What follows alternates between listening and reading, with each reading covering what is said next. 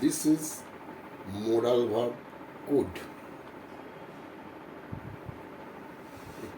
Could কীভাবে ব্যবহার হয়? কুড কোনো সেন্টেন্সের মধ্যে, কুড কোনো সেন্টেন্সে তিন রকমভাবে ব্যবহার হয়।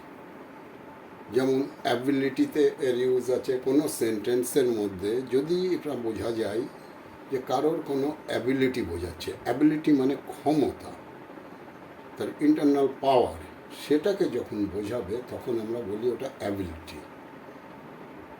আচ্ছা, এই অ্যাবিলিটি টাইপের কোনো সেন্টেন্স হলে তখন আমরা কুড ইউজ করি। আর কোথায় ইউজ হয়? কুড রিকোয়েস্টের ক্ষেত্রে ইউজ করা হয়। রিকোয়েস্টের ক্ষেত্রে কীরকম? যেমন আমরা কারোর কাছে অনেক সময় কারোর কাছে একটা পেন চাই, কারোর কাছে প্রয়োজনে কিছু টাকা ধার চাই। এই সময় আমরা বলি তোমার কাছে কি কিছু টাকা পয়সা পেতে পারি, বা তোমার কাছে কি আমি পেন পেতে পারি একটা, বা তোমার কাছে কি আমি একটা কোনো বই নাম বললাম এই বইটা পেতে পারি। এই যে আমরা কথাটা বলি, this type of sentence is one type of request. সেই সব ক্ষেত্রে আমরা রিকোয়েস্ট হিসাবে কোড ইউজ করতে পারি। আর কখন অনেক ক্ষেত্রে কোনো পসিবিলিটি থাকে, মানে প্রবাবিলিটি, সম্ভাবনা, যে এটা হতে পারতো, হয়নি বা সেটা আলাদা বিষয়, হতে পারতো। এই তিন রকম ক্ষেত্রে আমরা কুড ইউজ করে থাকি।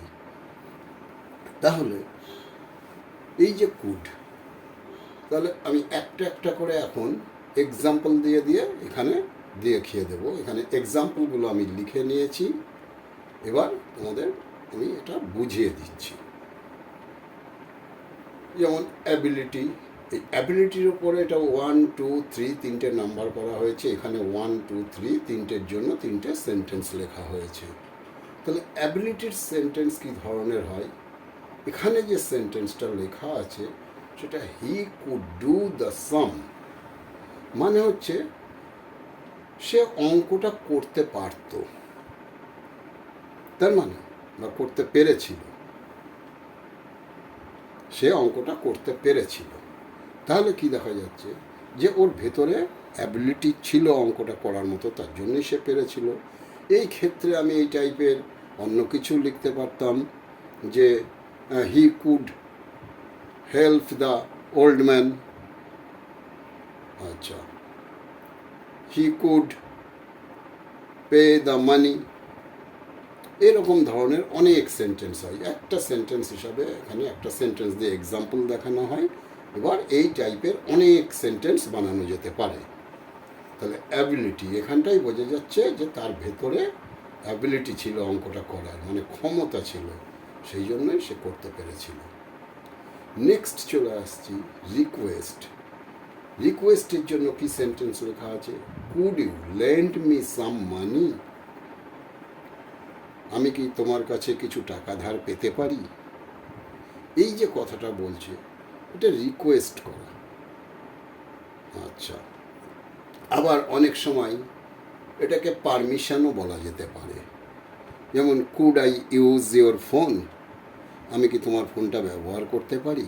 তাহলে রিকোয়েস্ট আর পারমিশন এখানে প্রায় সেম, আর সেম সেন্টেন্স, সেম টাইপের সেন্টেন্স লিখে দুটোর ক্ষেত্রেই আমরা ইউজ করতে পারি। আচ্ছা, তাহলে এই রিকোয়েস্টের এখানটায়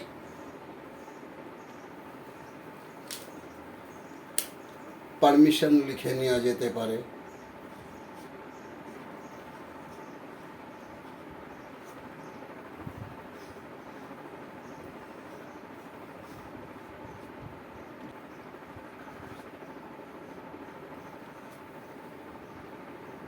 পারমিশন, তাহলে আমরা রিকোয়েস্টের ক্ষেত্রেও হতে পারে, পারমিশনের ক্ষেত্রেও আমরা এটাকে ব্যবহার করতে পারি। তাহলে দেখা যাচ্ছে দুটো জায়গায় আমরা এটাকে, এই দুটো টাইপের সেন্টেন্সের ক্ষেত্রেই আমরা কোড ইউজ করতে পারি। আর এই দুটো টাইপের সেন্টেন্সই অলমোস্ট সেম। তাহলে আর কি থাকলো? আর একটা থাকছে পসিবিলিটি, সম্ভাবনা। যেমন এখানে লেখা আছে ইউ কুড হ্যাভ ফলেন, কোথায় আরও এ পাশে লিখতে পারতে you could have fallen,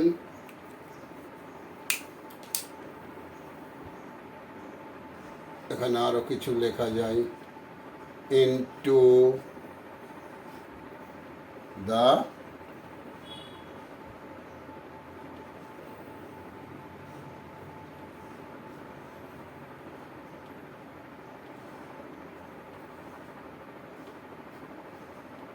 ditch.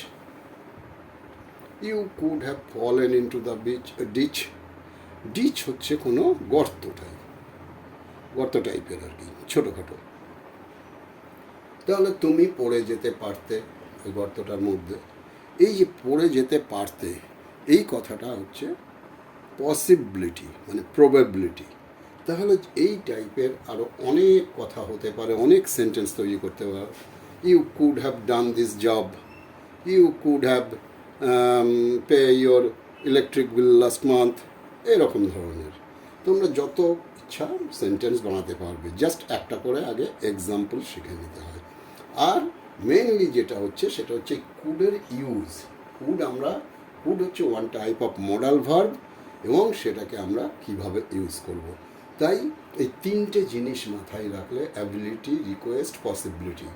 আচ্ছা, এবার রিকোয়েস্ট, পারমিশন, কী ধরনের পারমিশন সেটা বললাম তোমাদের। তাহলে মোটামুটি তিনটে সেন্টেন্স যদি মনে রাখা যায়, তাহলে ওই টাইপের অনেক কথা বানিয়ে ফেলা যায়, অনেক সেন্টেন্স তৈরি করে ফেলা যায়।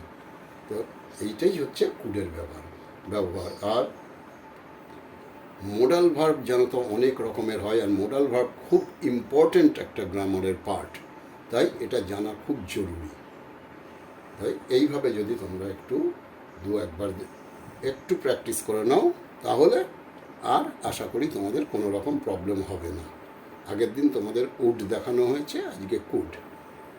That's all.